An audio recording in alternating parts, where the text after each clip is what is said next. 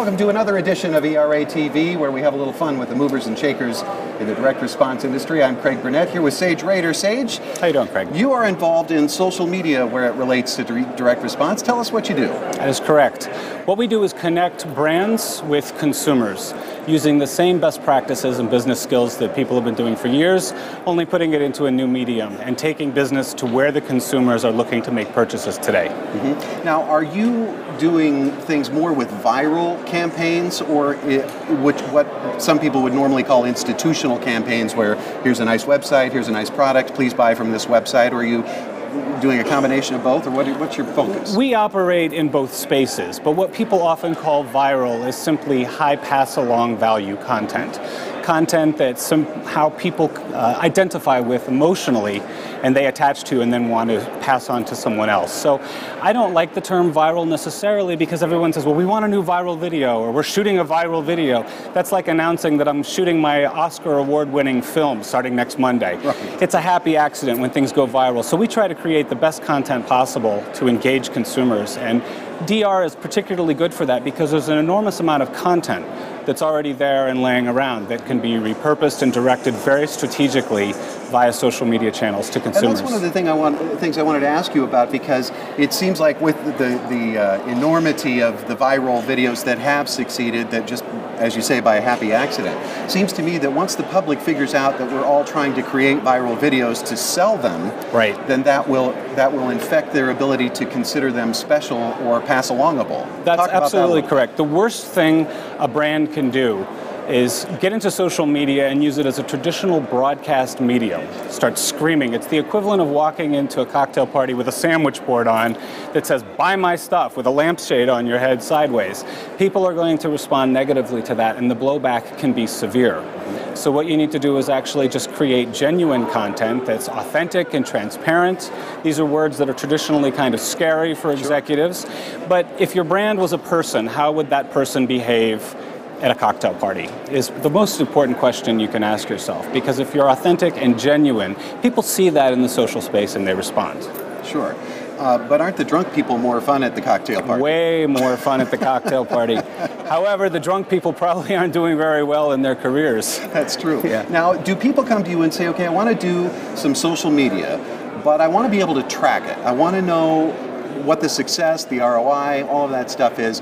What sort of metrics do you have in place to track that thing? We have the ability to track engagement and sentiment and a whole host of other individual parameters. We're not a one-size-fits-all operation. It's very bespoke. So we sit down and we listen to the needs and wants of each individual client.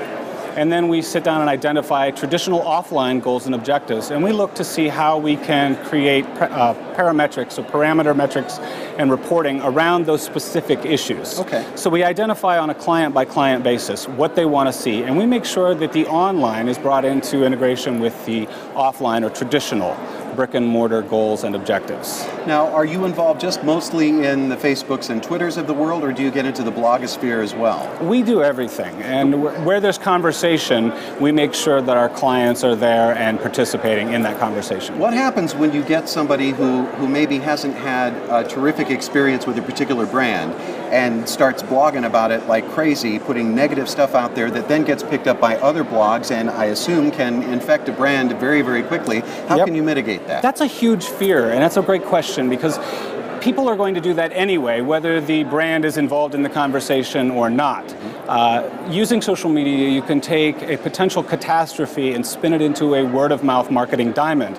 Because using CRM best practices in a traditional way and applying those in the social sphere, you can fix a situation before it becomes a crisis. You can answer those consumers who are unhappy. You can resolve the situation in front of an audience of tens of thousands or potentially millions of people, and you can actually spin that into an incredibly valuable experience so that consumers can see that the businesses are actually concerned about what they think, what they want, and what they care about. So CRM and research and development are very, very strong areas for us. So it's a whole new way for brands to really prove to their customers that they really do care about That's absolutely the end correct. experience. That's right. And we can sort of create increased metrics and reporting in a way that traditional media analytics can't even touch.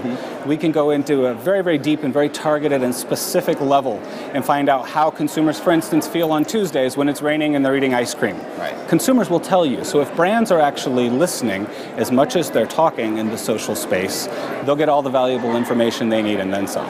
And lastly, how is your operation or the entire social media stage going to be affected by the inevitable regulation that will start nosing its way in? I mean, I think ERA does a lot to help the industry self-regulate.